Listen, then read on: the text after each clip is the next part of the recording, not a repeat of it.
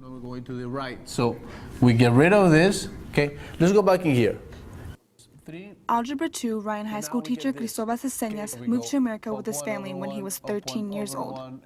From then until he was 19, Ceseñas could have been deported at any moment. After DACA went into effect, he applied for a work permit which allowed him to work through college legally. Ceseñas has been working at Ryan High School a little over a year after graduating with his degree from Texas Women's University. He is open with his students about his situation. I tell them, hey, you know, I'm illegal here, guys. And they also think it's funny, right? And they're like, ah. But a lot of them know that it's actually not a joke, that I am actually illegal if it wasn't for DACA. So now that they hear about DACA, they're like, hey, mister, is this going to affect you? Are you still going to be our teacher? Many of Ceseñas' co-workers did not know that he was protected under DACA. When news broke over President Trump giving Congress a 6-month window, Mr. Ceseñas was in the middle of giving a quiz to his class. I just couldn't believe it. I read it over and over and over. I went to one side, to another side, to another side, to another side, and I was like, what the heck?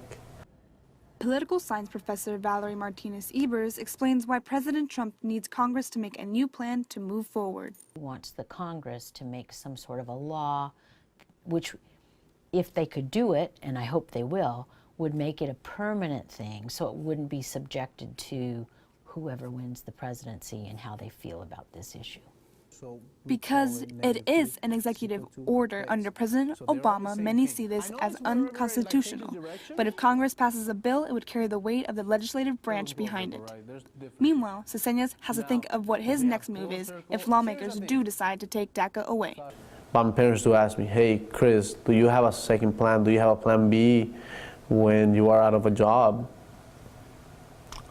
So I tell them, you know, I don't at this point, but as time comes closer, I'll figure it out, and I'm trying to figure things out as we go. Ceseñas has turned in his documents needed to renew his visa and should hear back in a month for his approval. Thank God. Miriam Morales flew from Puerto Rico to be with her son and his family in Fort Worth. But before she got here, there were a few rough days back in her hometown, Añasco. There was not water at the supermarkets, the electricity went out, and Morales found herself throwing food out every day. I thought I'd be okay because I had been through 3 already, but nothing like this. Nothing like this. With no way to reach her family in Texas, Morales used reading as a way to pass the time because there was nothing else that she could do. You know, I lost track of time. I lost track of time. I really did. You don't even think about the days or the time. You just think about survival. You know what I mean? And then it's so hard when you can't communicate with anyone. 4 days after the hurricane hit, Morales was finally able to reach her son, Pedro Feliciano, through a friend who did have service on the island. Because I was stressed out, not knowing what was going on with her. So I knew she had a certain amount of days worth of water and food. So I said, you know, those things, they're starting to run out for sure.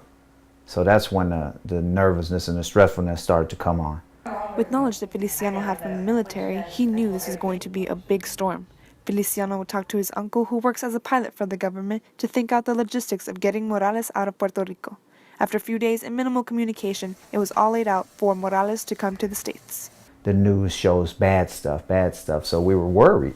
So we said, you know, we got to get a hold of her. And when we did, the first thing I said is, you need to get out of there. At first, Morales was not set on leaving, but realized she had to do what she could to survive, which meant leaving everything behind. I got very emotional when my kids, though, because he was feeling very bad. He didn't know what was going on. He kept asking me when he spoke to me twice, Mom, you sure you have food? You sure you have water? And even if I wouldn't have had, I would have told him yes. I wouldn't want him to worry. He's my baby.